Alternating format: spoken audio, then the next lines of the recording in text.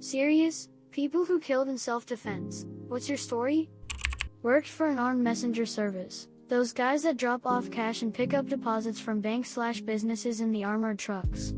Not even 10 a.m. and as I was opening the door to the truck, I saw a huge guy. I'm not tiny. Over 6 feet and well proportioned. And the mirror. Meant just for this thing. Get out of a car and run towards me. He put me in a chokehold and started grabbing for my gun. He manhandled me like I weighed nothing. Would have easily gotten the gun if it wasn't an L3 holster. I managed to draw it, press it against him and started pulling the trigger before I blacked out, but I have no idea what he would have done if he got the gun, and I'm not used to just being tossed around like that. He turned out to be blind drunk and played for a college football team. Did you stay in that job long after that? A few more years. I was there 5 years. There were 2 shootings in total during my time. It's not generally a dangerous job if you're on your guard. I've had multiple run-ins, but it was the only time I fired my weapon. Geez. What are the next few weeks like for you after having to kill someone? I can't imagine you just show up for work the next day like nothing happened. Uncomfortable. I didn't go sit on the floor of my shower and cry like in the movies or anything.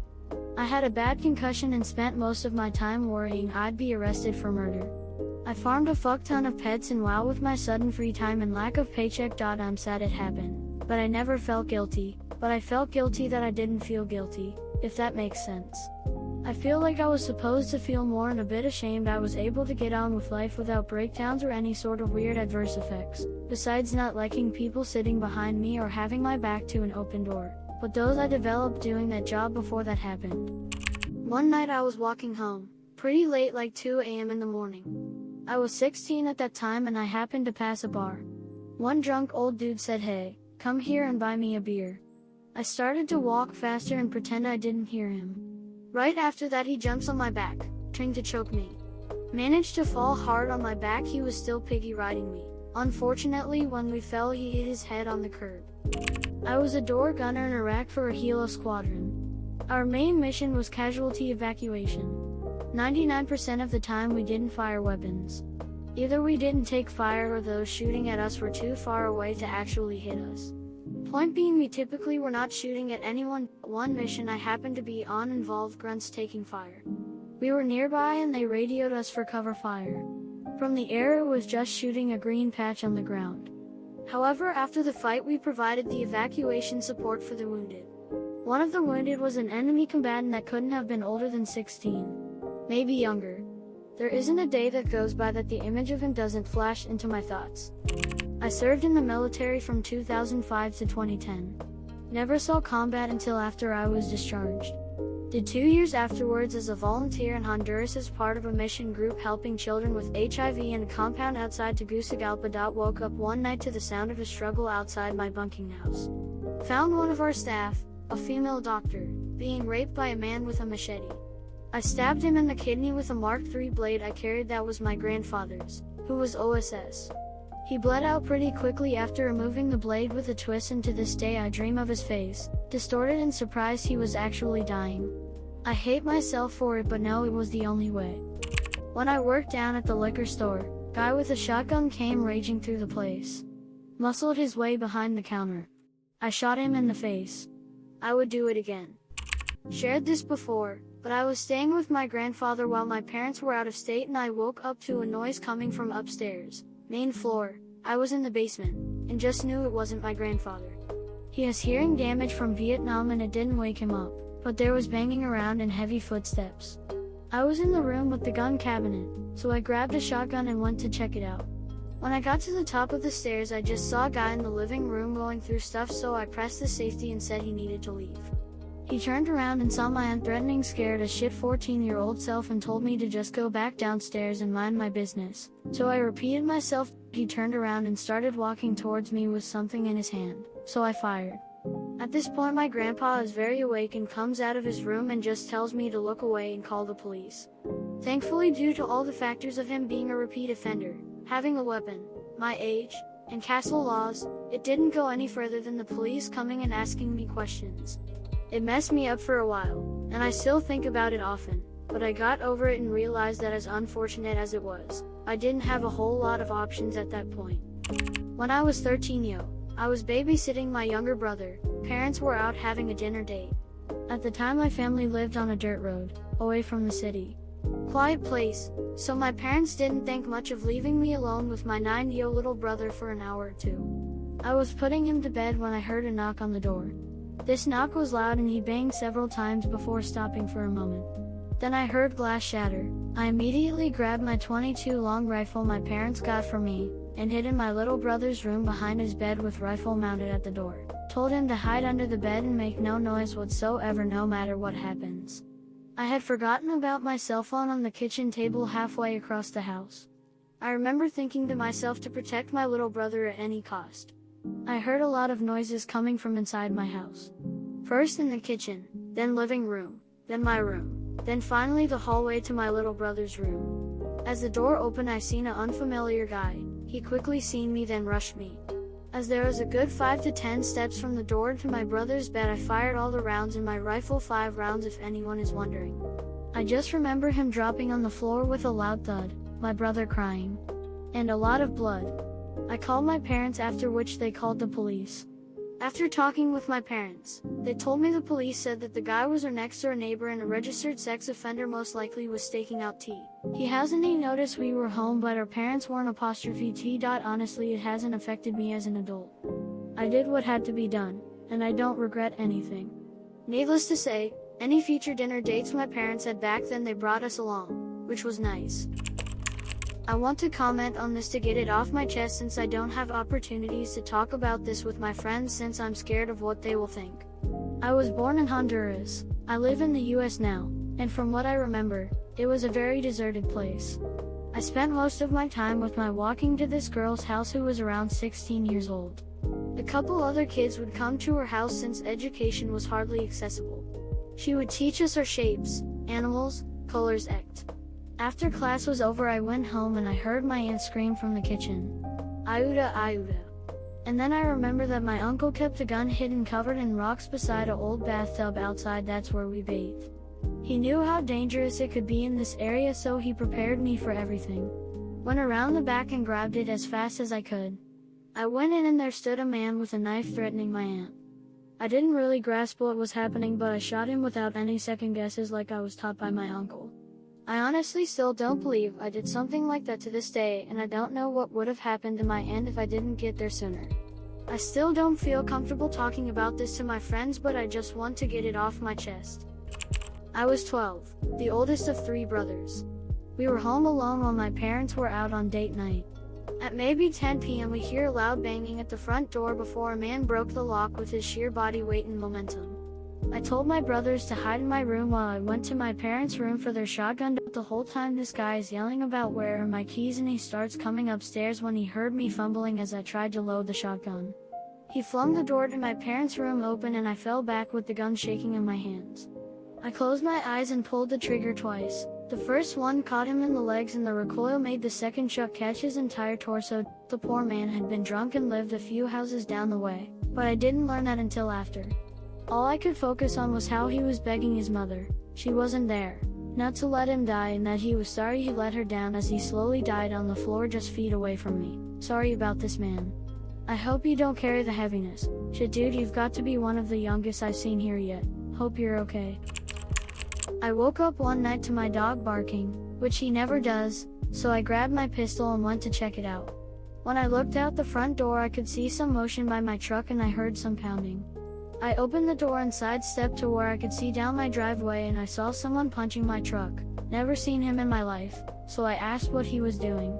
Edit, I fully expected him to turn and run once he saw me. Like any normal person of sound mind would do, he stopped and turned to me huffing and puffing and started saying things like she's a liar and such, and I asked where he thought he was. He told me, and it was a street like 3 blocks away. I proceeded to tell him he was at the wrong house and that he needed to leave, but he refused and said he was at the right place and then proceeded to approach me. I raised my gun and pointed it at his chest. I had been holding it in both hands pointed at the ground directly in front of me the whole time, and told him he needed to leave and that he was at the wrong house. He didn't listen. He kept coming toward me repeating what he said about someone being a liar. I told him again that he needed to leave and he then told me he was invincible, which with the way he was talking and acting plus that told me he was high as a kite. As he was approaching, I was gradually backing up to my front door. I wanted to be between him and the entry to my house with my wife inside, and eventually was backed up directly to it. He eventually got within arm's reach of my gun and made a swipe for it, so I jerked it back and then pushed back out and fired a shot right in the center of his chest. He didn't flinch, he didn't grimace, or anything to show that he was just shot. He then started coming at me again and I proceeded to shoot him till he dropped. 6 shots total. I originally thought it was 3 until the police told me otherwise, all in the center of his chest. He moved a little and then stopped after making sure he wasn't getting up, and I went inside, quickly told my wife I was okay, and called the cops and put on shorts. I was in my underwear as I went back outside. The cops showed up about 5 minutes later. I had put my gun down inside before, so I told him I was unarmed with my arms out and told him where the guy was. He detained me, and after about 6 hours and a couple interviews at the PD, I was released with 0 charges against me. Definitely not a fun night. I was in shorts the whole time and the PD was freezing cold. I couldn't even talk to my wife and make sure she knew I was okay or even tell her what happened. I could hear the dude's girlfriend, who was later taken to the hospital for injuries he gave her before he came to my house, crying in another room before I asked to be moved. I was back at my home country during a civil war. Some people started going to random villages and draft males and use them as soldiers. They eventually came to our house and took me a 12-yo and my brother a 10-yo. It was a few hours drive until we eventually reached a checkpoint where we would be stationed. Them being animals, one of the commanders took me and my brother to an abandoned building close to that checkpoint and then took off his gear and was trying to rape my brother. I was scared and in a panic I grabbed a decent-sized rock and hit him in the back of the head before he can do anything to my brother. He fell and I got on top of him and smashed his face over and over and over with the rock until it was caved in. Me and my brother then ran from that abandoned spot through some mountains and kept running until we reached a city nearby. We went to a nearby mosque, washed the blood off of us and told the sheikh in that area to help us and that we were from said village. To our luck, he was a decent human being and returned us back to our village. A few years later we moved to the US. My brother killed himself 2 years ago and I am still in school. Neither me or my brother told anyone about what happened in that spot. All they know is that we escaped. We all complain a lot, but I love Reddit for these very human stories and very human responses.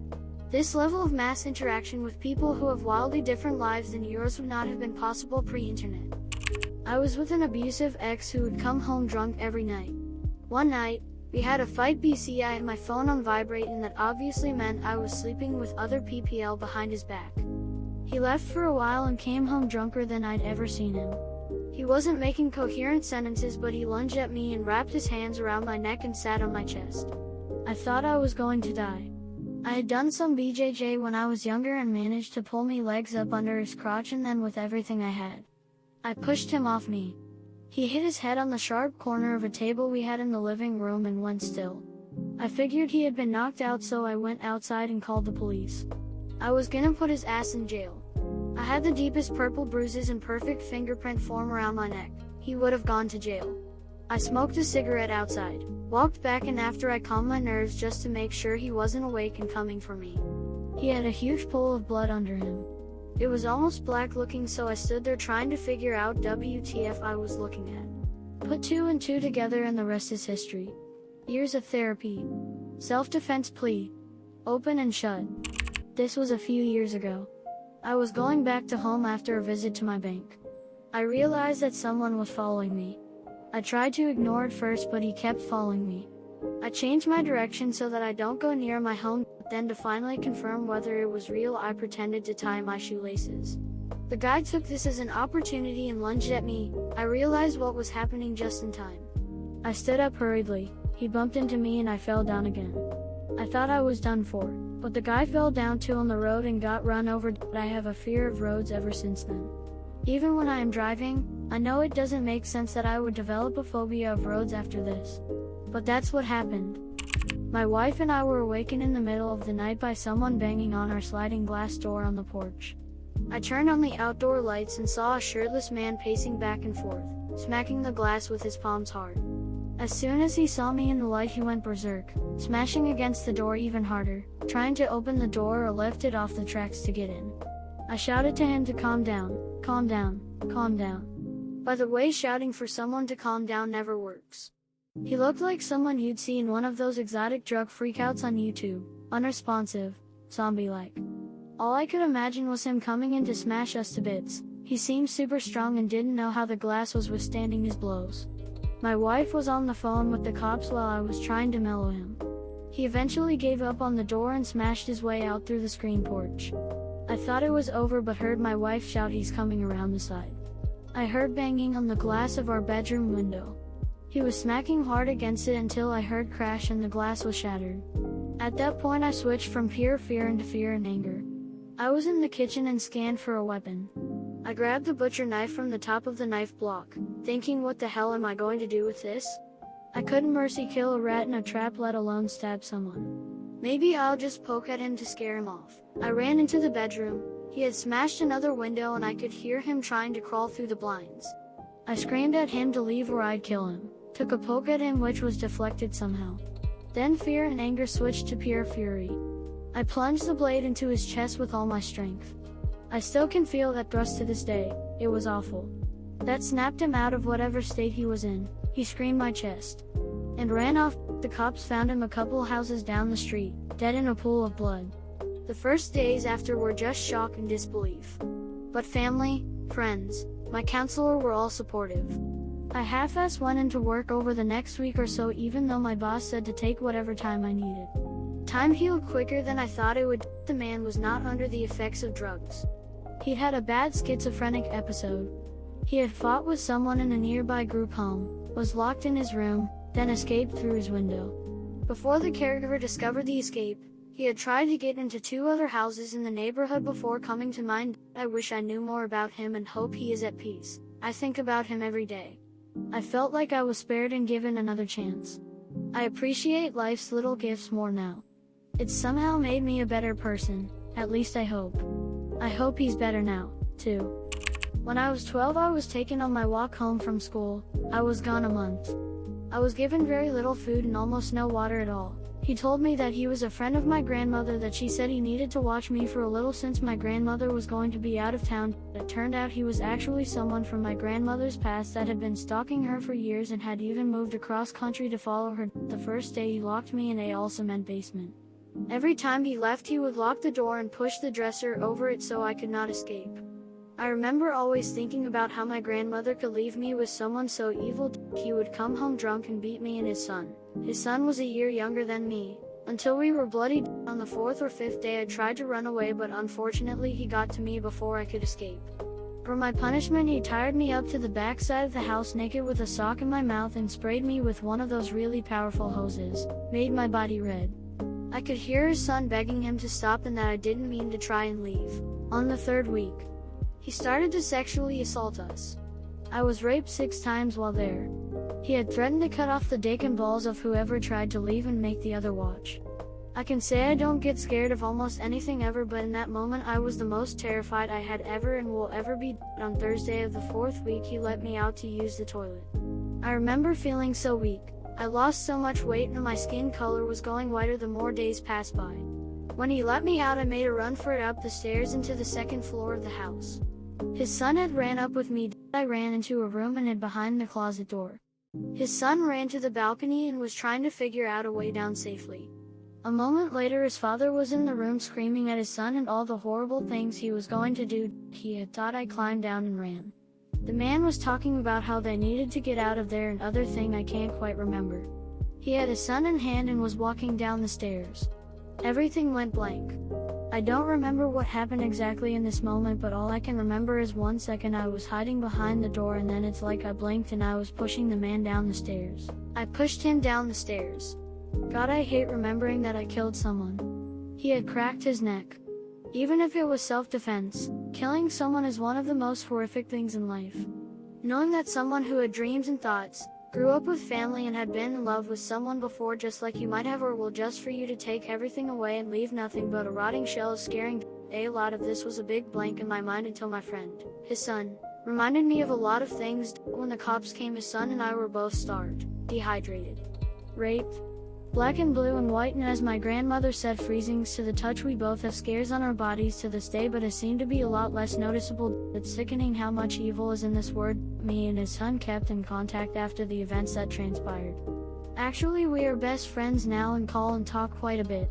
When I'm in Canada, I stay with him a little. After all of this happened, my grandmother moved us to the USA for some years. I will never forget what happened, but I will never feel bad for myself for what happened because I know I only had to deal with it for a month. Who knows how long his son had to deal with all of that. I was 14, female, and lived on a farm about 15 miles from town. My dad came in and woke me up one Sunday to tell me he was taking my mom to church and dropping her off and coming right back. I was sicker than a dog and he didn't want to leave me home alone for that long. I mumbled okay to him and he left. I'm not entirely sure how long it was before I heard my dog growl, this really terrifying growl that I've never heard from him ever.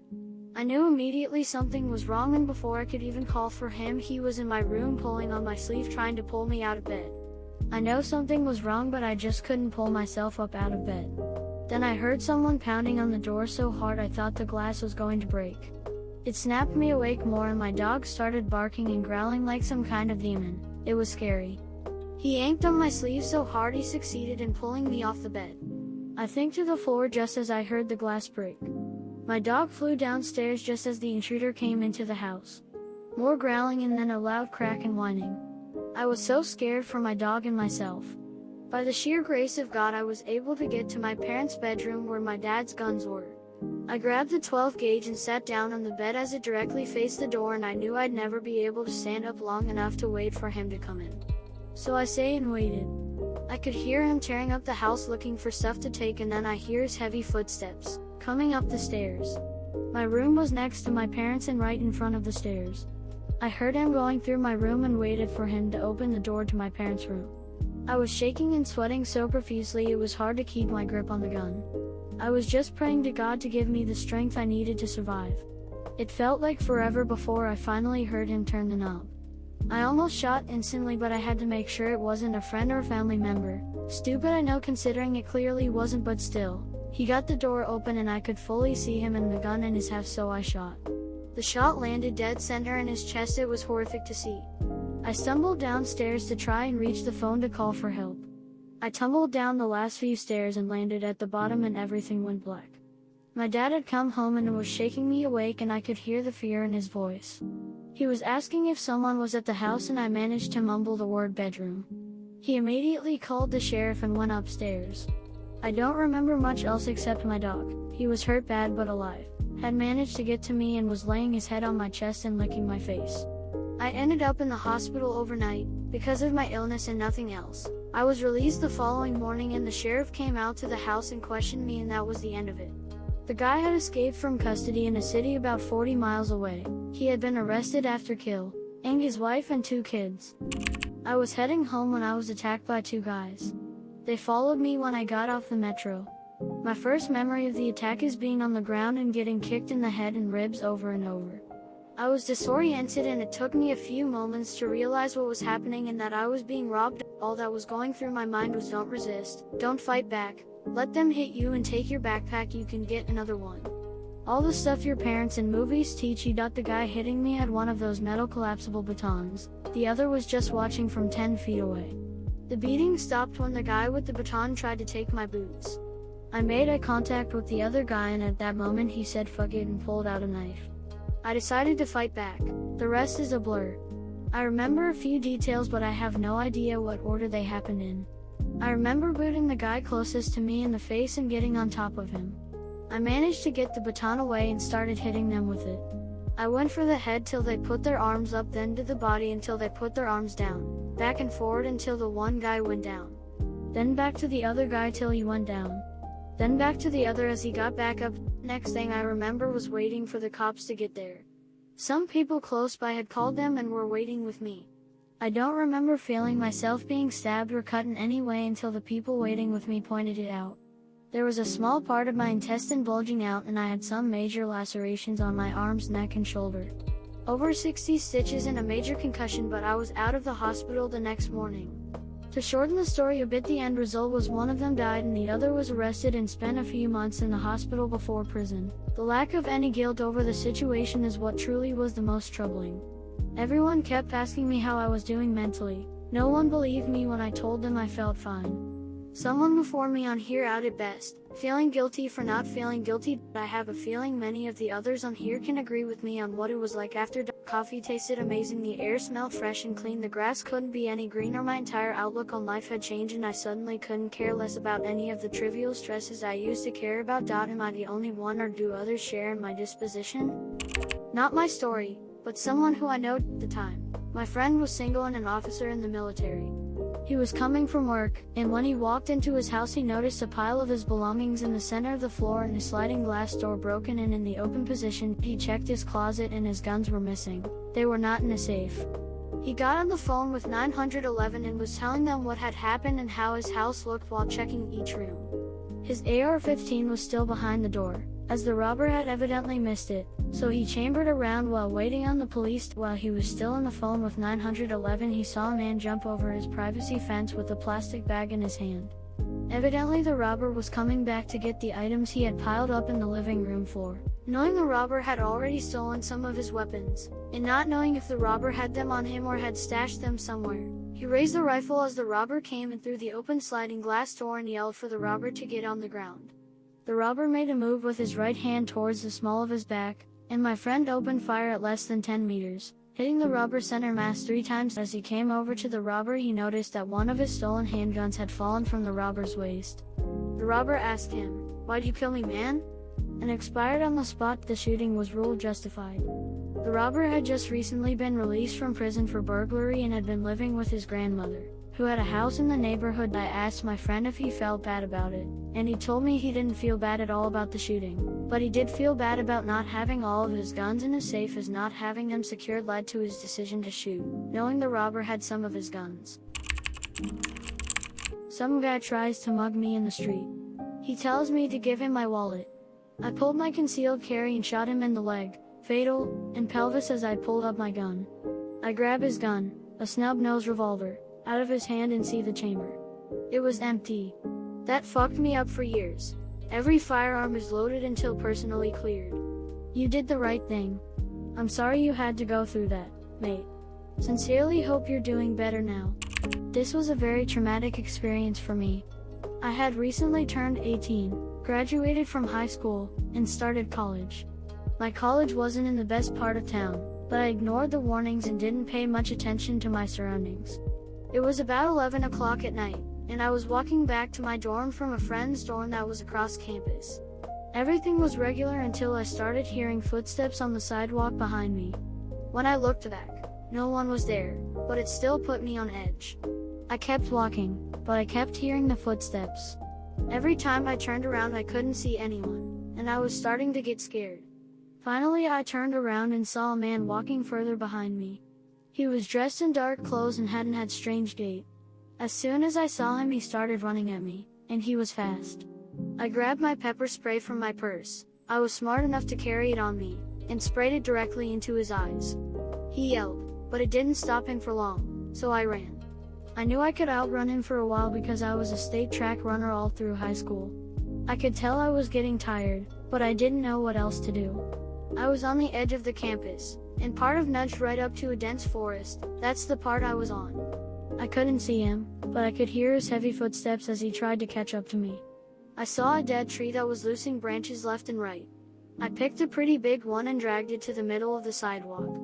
Then, I took a good-sized one that was pretty heavy, but I could still lift it easily.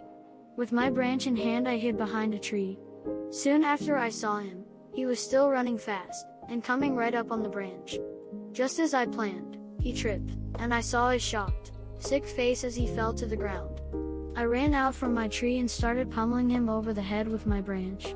I saw blood, but I ran off.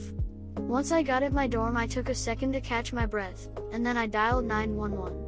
I explained to them what happened as the operator calmed me down, and signaled for an ambulance and some police.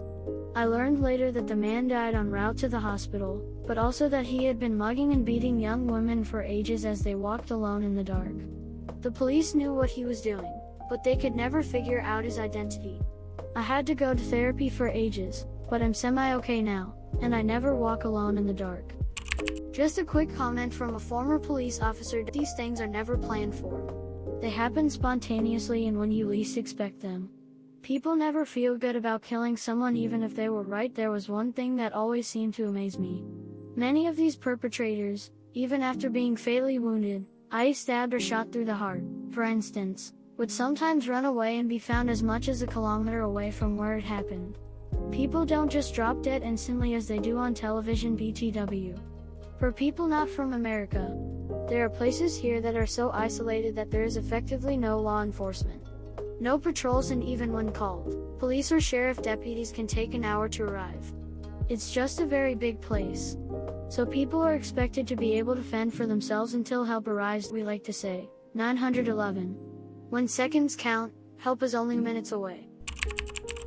Not defending myself, but a young woman hanging of a footbridge. A guy dragged a young woman into a park in the early hours and tried to rape her a couple of times, but she had fought him off, tried to run and hide in a park area she didn't really know in the dark, got caught again, fought him off again, and then finally got caught once more while approaching a footbridge. I was walking home, and by the time I had stumbled across them, he had tried to throw her off the bridge. She was desperately clinging to the side on the other side of the rail. At the time I felt nothing because our altercation took mere seconds to surprise him with some hits to sensitive areas on the back and head, throw him over, and pull her up. Over the next several months, coping with it was simply making sure she was okay and being there if she needed someone to talk to. She's okay. She met a nice fella and moved away. Long term, my feelings have always been he made the decision to hurt someone on his own. He lost the basic courtesy and respect all people deserve but still need to earn. It was not possible to rehabilitate him in that moment. I had more worries about the bugs I may have walked on while in the park. She was by far my main concern. We both lied a little when the police turned up. I didn't want to get charged because I got him from behind. The rules are different here in the UK compared to most posts I'm seeing here from North America. We found out much later he was suspected of rape due to assaulting multiple women. I would do it again if needed, although maybe I would chat less to random strangers at the train station about silly things before walking home so that I would have arrived at the park earlier and maybe stopped the whole terrible ordeal happening to her in the first place.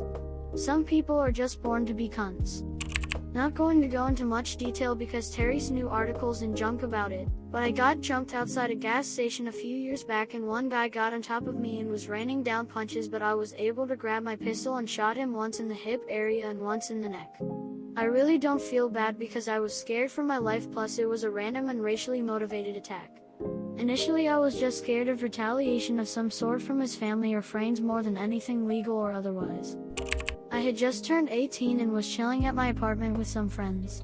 Some other people I knew wanted to be invited over, and when I declined started talking trash and making threats. I hung up and didn't play into it, but 15 minutes later there was a knock on the door. It was two girls I knew, both under 18, and a man I'd never seen before in my life. Without any noise or aggressive behavior I asked them to leave. Offered a beer but asked for them to leave, but before I could ask the second time I was being attacked. I was 6 feet tall and 155 pounds without having been in a fight in my life. I learned later the man, who was in his 40s, was about 6'2" and around 195, but in the moment he seemed a lot bigger. We separated and I pulled out a pocket knife, with a blade 2 inches long, and pleaded with him to stop. He grabbed me again, striking me in the face. I thought I struck him twice in the stomach. Unfortunately I was hitting in the upper right and middle chest area, and it was 6 times. When I saw him last he was walking to his truck and I was running into my home to lock the door and hide. 20 minutes later I started my accent into the system when I was arrested on suspicion of homicide. Technically speaking it was not ruled self-defense because in the words of the DA I escalated a fist fight to a knife fight. I was a scrawny spooked kid who just wanted to not be getting hit, but unfortunately a man lost his life and another was ruined before it ever had a chance to get started. I used to feel bad for what transpired that night, but as I've learned more about the man's character in the years incarcerated and the never being forgiven, but paid my debt in full to society, has dulled that remorse. I was living in Rochester, New Hampshire at the time. The previous tenant to my apartment had been a habitual drug user, and was in jail. She owes her dealer a lot of money. He had banged on my door 2 or 3 times looking for her, because, dude, she's in jail, wasn't working for him.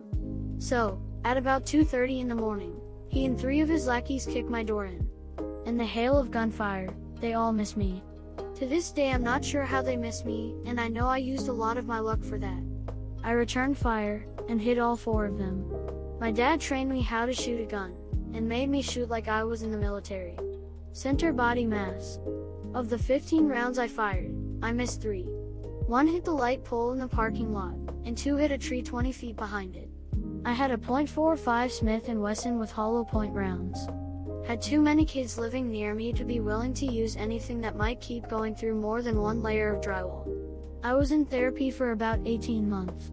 No charges were pressed as the police ruled it self-defense/castle doctrine. I moved out about 2 months later for obvious reasons. My grandmother knew a woman that slowly killed her abusive husband. He was diagnosed with cholesterol and heart problems, so being the dutiful wife worked out healthy meal plans, stopped buying butter, etc. This was the 80s, so different advice then. After 1 or 2 meals he got all verbally abusive to her. This is rabbit food, I want steak, I want bacon sandwiches, I hate brown bread. She snapped. Gave him what he wanted. Kids and her got healthy food. Husband died in his late 50s, early 60s. Whole load of obesity/overweight problems. Wife was a new woman. Volunteered in the local charity shop, joined an art group, walking clubs, etc. A lot of the older people disagreed with her suddenly having a new life because she was the subject of a lot of gossip.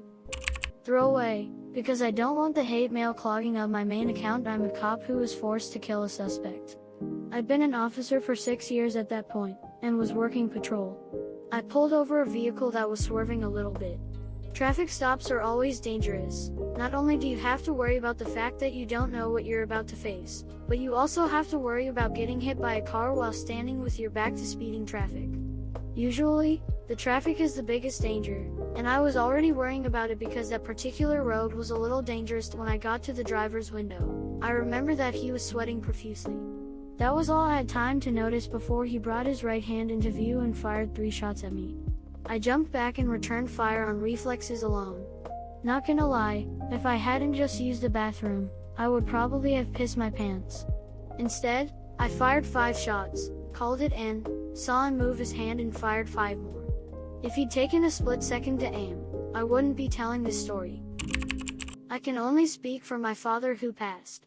He was 17, and was working for a drug dealer in NYC. A guy at a dope house he went to jumped up and ran at him with a knife.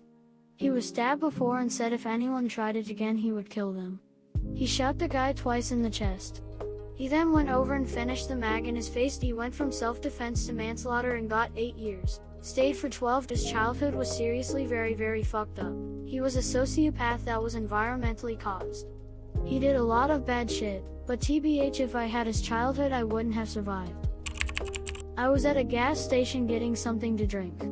It was in a very bad part of town, but I have low blood sugar and had forgotten my emergency sugar tablets I normally have. I took a chance and it was obvious what would happen the moment I walked in. The cashier was pretty small Indian guy and pretty old at that. The guy at the counter was looking behind him to the hall that led to where the employees worked. The guy at the counter asked if anyone else was working. That's when I was for sure in a dead sweat. I normally carry a pocket knife, though I know the states allow concealed carry of a gun. I regretted not carrying one. I had said pocket knife, but it was a smaller one and a gift from my grandfather who has since passed away. Anyway, it went like this. Dude at the counter leaned way over the counter to see if anyone was back there and happened to see me. He turned and made a derogatory comment about me being white and put his hand under his hoodie. I don't remember everything, but I just reacted and moved up on him and put the pocket knife into his gut. He had pulled his gun but he dropped it and ran out of the door. A truck flew up and he jumped in and drove off. Cops came and got his prints off the gun, but apparently the guy had gone to the ER almost 2 days after the incident, knowing cops would be called for a stabbing. Didn't matter though because he went septic and died shortly after going. So technically, sepsis killed him. Not me. Plus, I lived in India for years. I'm kind of partial to those folk and feel a bit of loyalty to them in general. Worst part was, my grandfather's knife was lost. I think that tears me up more than anything.